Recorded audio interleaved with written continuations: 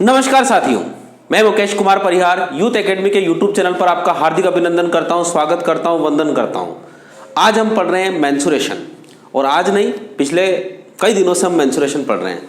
और मेंसुरेशन के बारे में आपको मैं बता दूं कि मेंसुरेशन जो है आपका अंतिम दौर में शुरू है। मेंसुरेशन आज आपका अंतिम क्लास है। कौन सी क्लास है ये? अंतिम क्लास है। इससे पहले हम कितनी क्लास ले चुके हैं मेंसुरेशन की, याद है आपको? देख लीजिएगा, उसमें देख के बताइएगा मेरे को, है ना। तो मेंसुरेशन की ये लगभग हमारे पास कितनी क्लासेस है उसके बारे में आपको बता दूं। तो मेंसुरेशन में आज हम पढ़ेंगे अंतिम चैप्टर प्रिज्म एवं पिरामिड। क्या पढ़ेंगे हम? प्रिज्म एवं पिरामिड। देखिए, एक तरफ मैं लिखूंगा प्रिज्म और एक तरफ लिखूंगा मैं पिरामिड।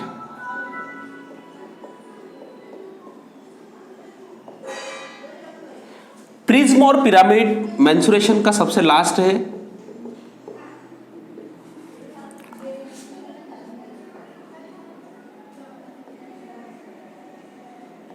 ठीक, देखिए, अब प्रिज्म के बारे में हम यहां पे कुछ पॉइंट लिखते जाएंगे, ठीक है, और उसके बाद थोड़ा हम पिरामिड के बारे में, इसके बाद इनके सरफेस के बारे में, इनके जो सारे फार्मूले हैं उनके बारे में पढ़ा। प्रिज्म क्या होता है? प्रिज्म एक ऐसी ठोस आकृति होती है जिसका आधार और जिसका शीर्ष, जिसको बोलते हैं अपन top and bottom faces are parallel to each other, यानी यह एक कौन सी आकृति होती है? ठोस आकृति होती है। क्या होती है? ठोस आकृति, जिसमें आधार व शीर्ष समान आकृति के होते हैं।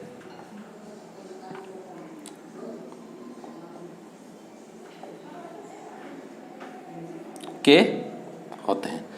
आप यहां पे एक चित्र बनाएंगे, हम बात करेंगे। अगर हम बात करें प्रिज्म की, तो प्रिज्म एक आपके बेलन पढ़ा है ना आपने, बेलन के जैसा होता है। यानी देखिए, थोड़ी देर के लिए यहां पर एक वृत्त बनाया और यहां पर भी एक वृत्त बनाया, और ये जो आकृति बनी है यही आपकी क्या कहलाएगी? प्रिज्म। ठीक, अगर इसमें आधार अगर त्रिभुज बना दूं मैं, और उसके बाद ये आकृति बन गई, ये भी क्या बन गई? प्रिज्म। उसके बाद में अगर यहां पे चतुर्भुज बना दूं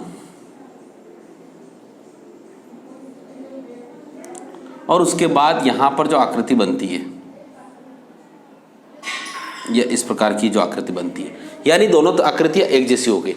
यहां पर अगर मैं पंचभुज बना दूं ऊपर, तो इस प्रकार से इसका मतलब यह हुआ कि एक ऐसी आकृति जिसके बॉटम जो आपका जो नीचे है ना, बॉटम जो है, हाँ, बॉटम जो है वो दोनों क्या है? एक जैसे हो। बॉटम और आपका आधार और आपका जो शीर्ष है, जो सम्मुख है, दोनों ही एक जैसी आकृति के हैं, उनको बोला जाता है प्रिज्म बोला जाता है। क्या बोला जाता है? प्रिज्म। जब आपका आधार और आपका शीर्ष यानी बॉटम, आपका जो बॉटम है और टॉप है, दोनों अगर वृत्त की आकृति को हो, तो उसको क्या कहा जाता है? बेलन कहा जाता है। क्या कहा जाता है? बेलन।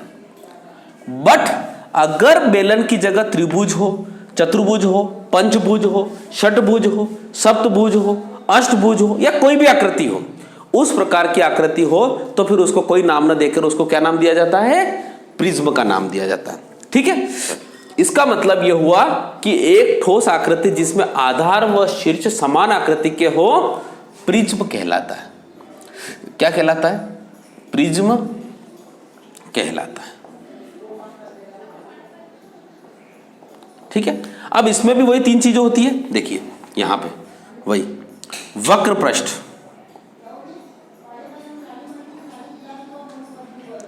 ठीक है, उसके बाद होता है संपूर्ण पृष्ठ, और उसके बाद आयतन। वक्र पृष्ठ जो होता है वो होता है, देखिए वक्र पृष्ठ, आप केवल बेलन के बारे में सारे सूत्र देखिए, बेलन के सारे सूत्रों को एक बार लिख लीजिए भले। 2 pi R H pi 2 pi R H plus pi R square और 2 पाई आर स्क्वायर और पाई आर स्क्वायर एच, इसको देख लीजिए। बेलन के सारे सूत्र से प्रिज्म के सूत्र बनेंगे, ठीक है। जैसे बेलन का सूत्र हो गया, ये क्या है 2 पाई आर और एच, इसका मतलब होता है प्रिज्म के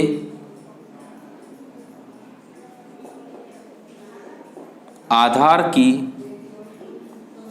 परिधि गुणा ऊंचाई, यानी प्रिज्म का आधार कुछ भी हो।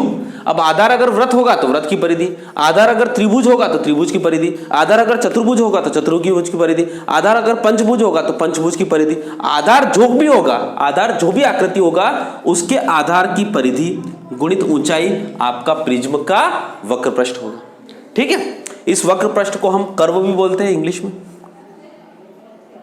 ठीक है, और लेटरल भी बोलते हैं, और लेटरल को इंग्लिश हिंदी में बोलते हैं पार्श्व, ठीक है। ये तीनों नाम एक ही हैं, इसको ध्यान रखिएगा। अब आता है संपूर्ण पृष्ठ। संपूर्ण पृष्ठ का मतलब होता है दोनों पृष्ठ, दोनों पृष्ठ का मतलब होता है ये जो पूरा वक्र पृष्ठ होता है, तो देखो इसका मतलब होता है वक्र पृष्ठ हो गई होगा, यानी आपका जो वक्र पृष्ठ है, कौन सा वक्र पृष्ठ, जो आपका कोई भी आकृति हो उसका वक्र पृष्ठ है, प्लस दोनों सिरों का क्षेत्रफल, दोनों सिरों का क्षेत्रफल, दोनों सिरों का क्षेत्रफल।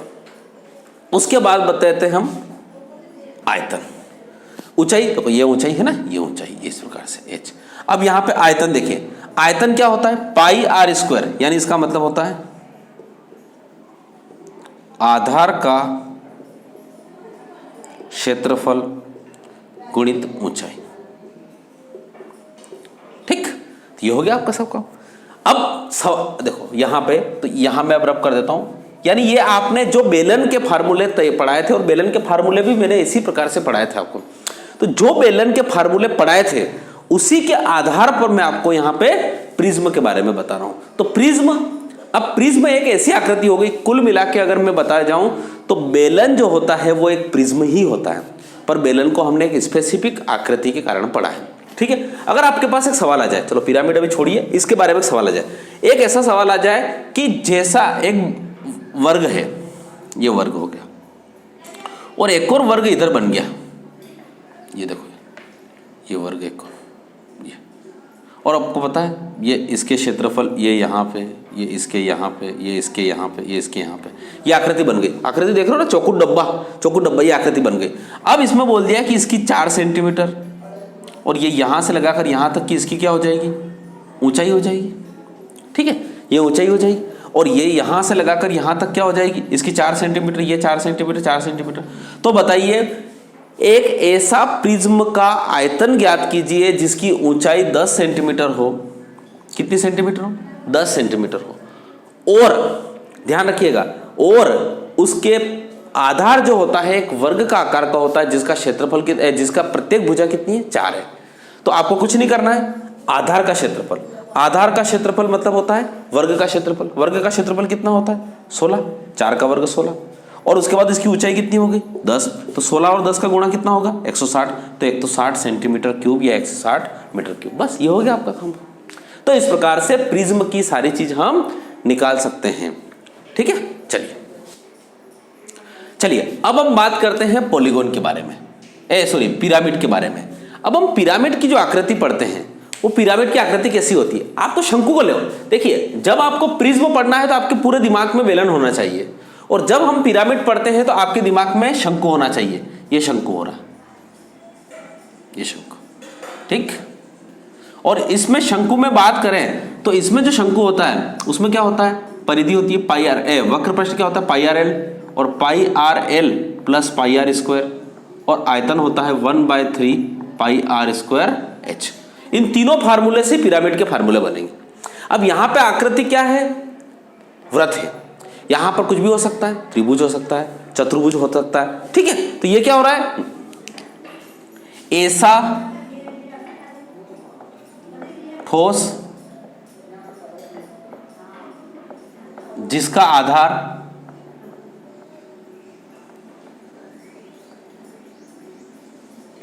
एक बहुभुज हो, क्योंकि शंकु में क्या होता है? वृत्त होता है। वृत्त के अलावा जो भी होगा, त्रिभुज, चतुर्भुज, पंचभुज, वो सब क्या होगा? बहुभुज हो। पहली बात तो ठीक। जैसे त्रिभुज ले लेते हैं अपन थोड़ी सी देर के लिए, ये त्रिभुज ले लिया। अब त्रिभुज से यहां पर क्या हुआ?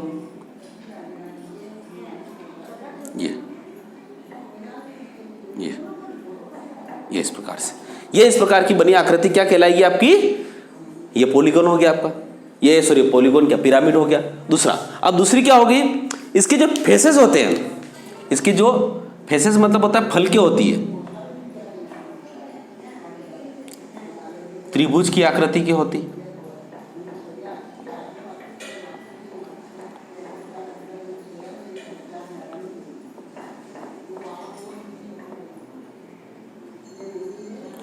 एक ठोस जिसका आधार एक बहुभुज हो और फलके क्या हो? त्रिभुज की आकृति की होती है। क्या होती है? त्रिभुज की आकृति की होती है। अब इसका मतलब क्या हो रहा?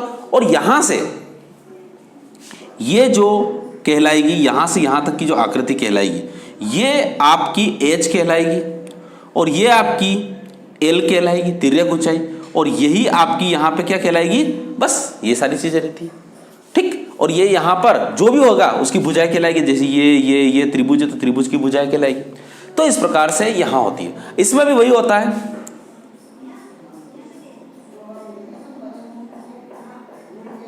पिरामिड का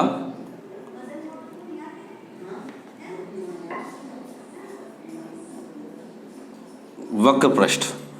वक्र पृष्ठ देखो, यहां देखो पाई आर एल, इसका मतलब क्या हुआ? पाई आर क्या है? ये देखो, ये पूरा कितना है? 2 पाई आर, और ये भी 2 पाई आर, पर ये पाई आर और ये पाई आर दोनों मिलकर 2 पाई आर हुआ था। इसका मतलब होता है 1/2 आधार की परिधि गुणित तिर्यक ऊंचाई। क्या होगी? 1/2 आधार की परिधि गुणित तिर्यक ऊंचाई, ठीक। अब उसके बाद होता है संपूर्ण पृष्ठ के बारे में बात करते हैं, पिरामिड का संपूर्ण पृष्ठ। तो वक्र पृष्ठ तो होता ही होता है हमेशा, ठीक, प्लस आधार का क्षेत्रफल, क्योंकि यहां पे लिया था ना ये pi R L plus pi R square. Pi R square कितना था? आधार, तो आधार का क्षेत्रफल,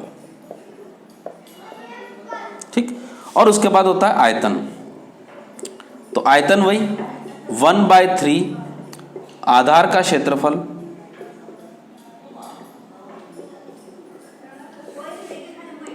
गुणित ऊंचाई। ये इस प्रकार से आपके 5, ये 3 आपके पास क्या हो गए? इसके फार्मूले हो गए। तो ये होते हैं तीनों आपके जो पिरामिड है उस पिरामिड के फार्मूले। तो इस प्रकार से आपने यहां पर प्रिज्म और पिरामिड के बारे में पढ़ा। प्रिज्म कोई भी आकृति हो सकती है जिसके आधार और शीर्ष दोनों एक समान आकृति हो, और पिरामिड कोई भी आकृति हो सकती है जिसका आधार क्या हो? एक बहुभुज हो। जैसे अपनों शंकु बोला था, शंकु के हिसाब से होता है। यहां त्रिभुज हो सकता है, चतुर्भुज हो सकता है, पंचभुज हो सकता है, षटभुज हो सकता है, ठीक है। इस प्रकार की आकृतियां होती है। तो इस प्रकार की आकृतियां प्रिज्म और पिरामिड आपकी कहलाती है। तो ध्यान रखिएगा, ये सारी चीजें बिल्कुल नोट डाउन कर लीजिएगा। अब यहीं पर आपको मैं एक 10 सेकंड के बाद आपको यहाँ पे 5 क्वेश्चन मिलेंगे, और 5 क्वेश्चन को आपको पीडीएफ रहेगी। मैं फिर बता रहा हूँ आपको, मैं जो 5 क्वेश्चन यहाँ पे बोर्ड पे लिख रहा हूँ, उन 5 क्वेश्चन की पीडीएफ आपके डिस्क्रिप्शन बॉक्स में रहेगी। वहां पर जाके 2.5 मिनट में और 3 मिनट में, 2.5 मिनट की बात करूँ तो बैंक और एसएससी, और जब मैं समय की ज्यादा की बात करूँ तो वो है रेलवे है या एमपी टेट है या सी टेट है या अदर कोई भी एग्जाम, आर्मी उसकी एग्जाम के लिए, ठीक है। तो यहीं पर आप बिल्कुल डिस्क्रिप्शन बॉक्स में सोल्व करके आइए, ठीक है। तो आपने डिस्क्रिप्शन बॉक्स में जाके इन 5 क्वेश्चन को हल कर लिया होगा। ये आपके पास 115 क्वेश्चन हो चुके हैं, ठीक है। हाँ, प्रिज्म और पिरामिड के बारे में थ्योरी आपने जस्ट अभी 10 मिनट पहले ही पढ़ी है, ठीक है। आपने सोल्व किया होगा क्वेश्चन को। अब हम यहाँ पे पढ़ते हैं, ठीक है। शुरुआत का पहला क्वेश्चन, एक प्रिज्म का आधार आयताकार है।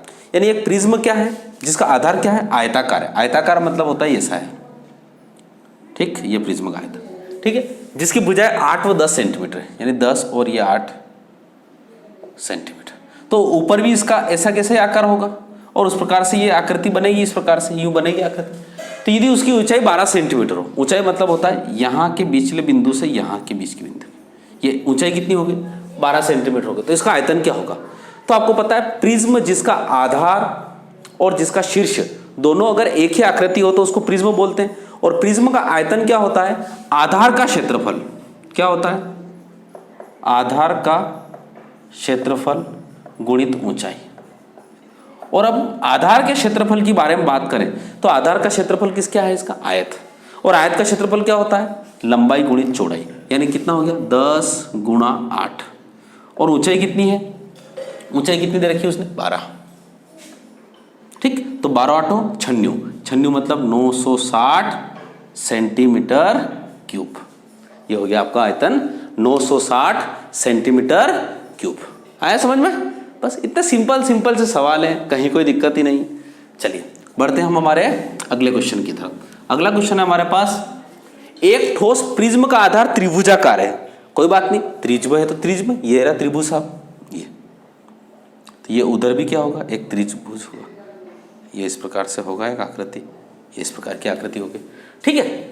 जिसकी भुजा 3 4 व 5 सेंटीमीटर। ध्यान रखिएगा 3 4 5 बोला, इसका मतलब होता है वो समकोण त्रिभुज होगा। किसका, कौन सा त्रिभुज होगा, वो समकोण त्रिभुज होगा। तो वो ऐसा त्रिभुज है, ये ऊपर भी ऐसा ही त्रिभुज है, ठीक है। ये यूं यूं करेगा, यूं इस प्रकार से। तो ये क्या हो गया, जिसकी भुजा ऊंचाई कितनी है, 8 सेंटीमीटर। ऊंचाई कितनी दे रखी, ऊंचाई का मतलब होता है ये बीच वाली से बीच वाली का, ये कितना हो गया, 8 सेंटीमीटर। देखिए आकृतियां बने नहीं बने अपने को तो सवाल बन जाना चाहिए, 8 सेंटीमीटर। तो इसका संपूर्ण पृष्ठ क्या होगा यदि उसकी ऊंचाई 8 सेंटीमीटर हो। तो देखो संपूर्ण पृष्ठ के बारे में बात करते हैं। संपूर्ण पृष्ठ किसी, आप तो आकृति कुछ भी लो, किसी भी चीज, प्रिज्म का संपूर्ण पृष्ठ का मतलब होता है वक्र पृष्ठ प्लस दोनों सिरों का क्षेत्रफल। अभी आपने पढ़ा दोनों सिरों का क्षेत्रफल।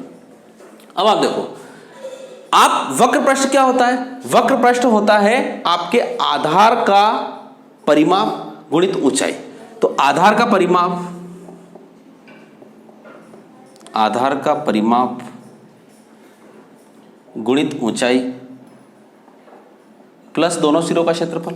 अब आधार क्या है आपका, त्रिभुज। त्रिभुज क्या रहा, ये रहा त्रिभुज। त्रिभुज कितनी आकृति है, 3 4 5, क्योंकि 3 4 5 से समकोण त्रिभुज बनता है। तो आधार का परिमाप क्या होगा, परिमाप का मतलब होता है तीनों भुजाओं का योग। तो 5 4 9 और 3 12, परिमाप हो गया।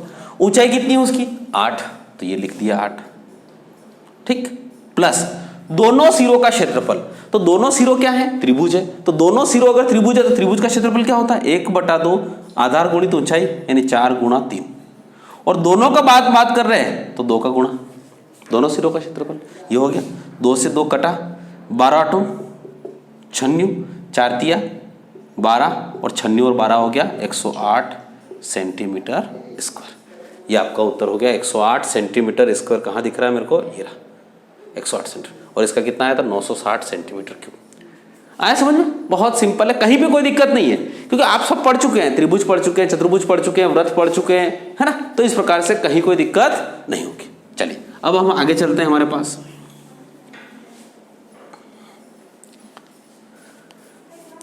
हाँ अभी एक थोड़ा सा दिक्कत, क्योंकि अगर ये आयत है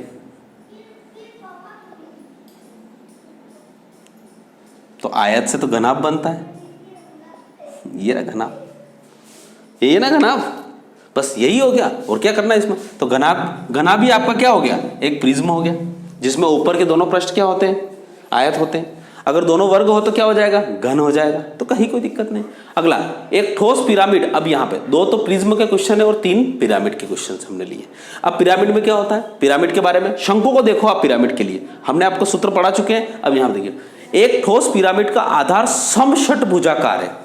समषटभुजाकार, समषटभुजाकार का मतलब होता है जिसकी 6 भुजाएं बराबर हो, 6 भुजा बराबर हो। यानी देखो ये ये ये और ये हो गया। अब ये पिरामिड है तो इसका मतलब होता है इसके यहां पर एक पॉइंट होगा और इसकी सारी भुजाएं यहीं आकर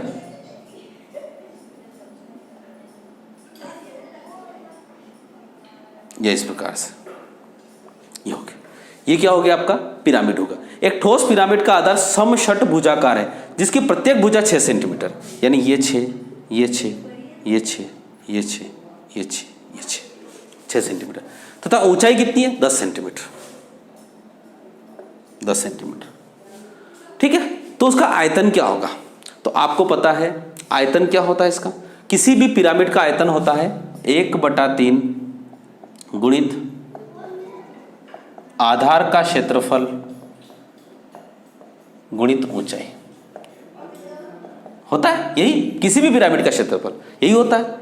अब पिरामिड के लिए आधार का क्षेत्रफल, आधार क्या है समषटभुज का, तो समषटभुज के बारे में हम अच्छी तरह से आपको बता चुके हैं कि ये समषटभुज जो होता है इस प्रकार से। तो आप इस समषटभुज को अगर हम बात करें तो ये 6 बराबर भागों में बढ़ जाता है और प्रत्येक जो भाग होता है वो एक किसके बारे में बात करता है, वो किसके बारे में, समबाहु त्रिभुज के बारे में बात करता है। तो ये भी 6, तो ये भी 6, तो ये भी 6। और समबाहु त्रिभुज के क्षेत्रफल का क्या मान होता है √3/4 a²। हमने बहुभुज में पढ़ाया भी आपको समषटभुज, तो √3/4। तो आधार का क्षेत्रफल क्या हो जाएगा √3/4 a²।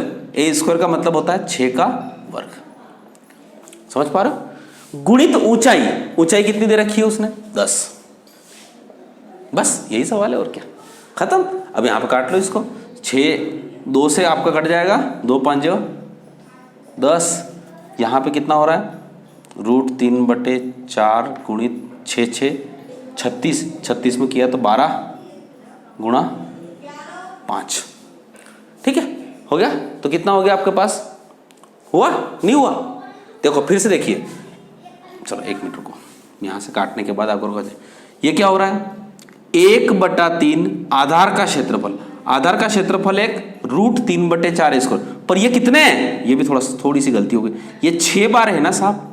ये जो भागों में बटा है ये कितने भागों में बटा है 6 भागों में बटा है। समषटभुज 6 समबाहु बराबर त्रिभुजों में बटा है जिसकी प्रत्येक भुजा कितनी है 6, तो इसलिए यहां पे 6 का गुणा भी होगा। ठीक है, तो इसलिए यहां पे उत्तर होगा 6 गुणित √3/4 गुणित 6 गुणा 6 गुणा 5। ठीक है, अब काट लीजिए, 2 दूनी 4, 2 तिया 6, 2 तिया 6, 5 तिया 15, 15 तिया 45, 15 छंग नहीं। और ठीक है, देखो यहाँ पे गलती क्या करी आपने, 1/3 ने यहाँ लिख दिया 1/2, अपने घर का राज है क्या। चलिए तो इसको यहाँ पे कर देते हैं हम 3। ठीक, और ये 10 को काटते नहीं है और ये 10 ऐसे कैसे। अब यहाँ पे बिल्कुल आप शुद्ध जो आपको दिख रहा है वो दिख रहा है। ठीक है, करें आप शुरू। 3 एकम 3, 3 दूना 6, 2 एकम 2, 2 दूनी 4। ठीक, और यहाँ पे कितना बचा 6 6 36, 36 का आधा कितना होता है 18, 18 दाम कितना होगा 180, यानी 180 √3 ये आपका हो जाएगा, क्या हो जाएगा आयतन।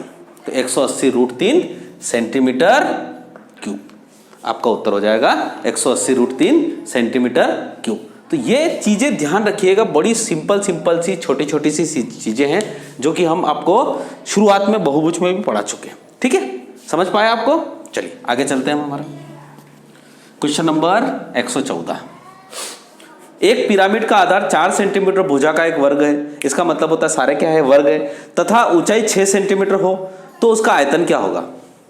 देखिए अगर आधार अगर वर्ग है, अगर आधार क्या है आपका वर्ग है तो उसका क्या निकालना है आयतन निकालना है। अब आधार अगर वर्ग है और पिरामिड के बारे में बात कर रहा है तो ये इस प्रकार का है, यानी वो यूं यूं यूं ये यूं इस प्रकार से ये यूं और ये इस प्रकार की चीज। तो ये 4 ये 4 ये 4 ये 4। अब क्या निकालना है उसका वर्ग सतह ऊंचाई 6 सेंटीमीटर, तो आयतन निकालना है। आयतन क्या होता है? वही आधार का क्षेत्रफल, आधार का क्षेत्रफल गुणित ऊंचाई, और आयतन होता है 1/3। 1/3 आधार का क्षेत्रफल गुणित ऊंचाई क्या होता है? 1/3 आधार का क्षेत्रफल गुणित ऊंचाई। तो आपके पास क्या हो गया? 1/3 आधार का क्षेत्रफल क्या है? आधार क्या है? वर्ग, तो वर्ग का क्षेत्रफल क्या होता है? 4 × 4 गुणित ऊंचाई कितनी है? 6। तो कर लीजिए 3 दूना 6, 4 दूनी 8, 8 चौक 32, तो इसका उत्तर हो गया 32 सेंटीमीटर क्यूब। ये इसका उत्तर, कहीं कुछ भी नहीं। ठीक है, इस प्रकार से आपके कितने सवाल हो गए? 4 सवाल हो चुके। चलिए देखिए, गर्मी बहुत ज़्यादा है और पंखे की आवाज़ के कारण हम यहाँ पे चला भी नहीं सकते हैं। देखो ये पसीना दिख रहा है आपको, ये इस प्रकार से। तो थोड़ा सा हमारी इस मेहनत को थोड़ा सा आप भी थोड़ा तवज्जो दीजिएगा सर, रिक्वेस्ट है आपसे, अनुरोध है ना। आप पढ़िए, लॉकडाउन का पीरियड है। एक सम पिरामिड का आधार 10 सेंटीमीटर भुजा वाला वर्ग है, इसकी ऊंचाई 12 सेंटीमीटर हो, तो इसका वक्र पृष्ठ ज्ञात करो। देखो वक्र पृष्ठ का मतलब होता है वही 1/2 आधार का परिमाप गुणित ऊंचाई। ठीक है, 1/2 आधार का परिमाप गुणित ऊंचाई, ये आपका क्या हो गया? तो अब यहां पे देखिए 1/2 आधार का परिमाप। अब आधार क्या है? आपका वर्ग है, तो वर्ग का परिमाप कितना होता है? वर्ग का परिमाप कितना होता है? चारों भुजाओं का योग। चारों भुजाएं कितनी होगी? 10, 20, 30, 40, यानी इसका मतलब हो गया 40। अब उसके बाद सॉरी इसका क्या निकालना? हाँ, आधार का परिमाप गुणित ऊंचाई नहीं होगी सर, ये तिर्यक ऊंचाई होगी, तिर्यक ऊंचाई। ठीक है, 1/2 40 गुणित। अब तिर्यक ऊंचाई के बारे में बात करते हैं। तो देखो आधार क्या है? ये वर्ग है, और ये यहां से, ये यहां पे, और ये इस प्रकार से यहां पे एक चीज बनती। तो ये पूरी कितनी है? 10, तो ये कितनी होगी? 5। ये ऊंचाई कितनी दे रखी है उसने? 12, तो ये 12 5, तो ये कितना हो गया? 13। तो तिर्यक ऊंचाई कितनी होगी? 13। तो तिर्यक ऊंचाई कितनी होगी? 13, तो ये यहाँ पे कितना हो जाएगा? 13। ठीक, समझ पा रहे हो? कहीं कोई दिक्कत तो नहीं? अब 2 से यहाँ पे काट लीजिए 40, तो 13 दूना कितना होगा? 26, यानी 260 सेंटीमीटर स्क्वायर। ये आपका उत्तर क्या आ गया? ये उत्तर आ चुका है। ठीक है, तो जिस प्रकार से प्रिज्म और पिरामिड लगभग बहुत सारे एग्जामों में पूछा। देखो बैंक में कभी भी प्रिज्म और पिरामिड का आज तक क्वेश्चन नहीं आया, एसएससी में आता है, रेलवे में आ सकता है, पुलिस में अभी आज तक नहीं आया पूछा, पर इस प्रकार की चीजें पूछी जा सकती है। देखिए पढ़ने में कोई दिक्कत नहीं है। अच्छा, पढ़ने में कितना समय लगा? आधा घंटा, और एक बार रिवाइज करने में आधा घंटा, तो कुल मिला के चीजें आपके पास होना चाहिए। अगर डायरेक्ट अगर आ गया तो फिर क्या करेंगे? अब इनको हम इति रेवा खंडे करते हैं, यहाँ पे सारी चीजें हम खत्म करते हैं। अब मैं आपको मेंसुरेशन के बारे में बताऊंगा पूरा, एक बार और बिल्कुल कंप्लीट आप यहाँ पे बिल्कुल वीडियो को अंत तक देखें, क्योंकि यहाँ पे जो चीज़ें हैं वो आपका कॉन्फिडेंस बढ़ने वाली होगी। चलिए अब हम बात करते हैं यहाँ पे आपके मेंसुरेशन के बारे में, है ना। मेंसुरेशन के बारे में हम बात करें यहाँ पे, तो हमने इसको बांटा था, किस में बांटा था? 2 आकृतियों में, 2D और 3D। ठीक, और 2D में आपका त्रिभुज, चतुर्भुज और वृत्त था, और इस 3D में आपके पास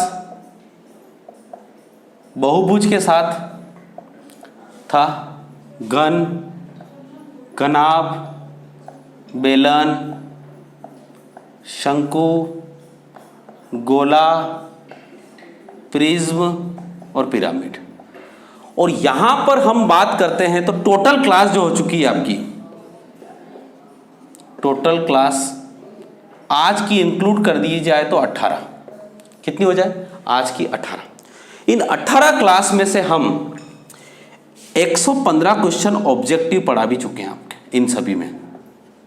तो ध्यान रखिएगा, मेंसुरेशन के लिए मुझे लगता है कि ये सारी चीजें बहुत इंपॉर्टेंट है, और ये आपकी 18 क्लासेस आप बिल्कुल कभी भी जाके YouTube के चैनल में मैथ्स में जाके आप 18वीं क्लास से दे सकते हैं, और हमने इसको पूरी कोशिश करी आपको अच्छी तरह से पढ़ाने की, समझाने की, बताने की।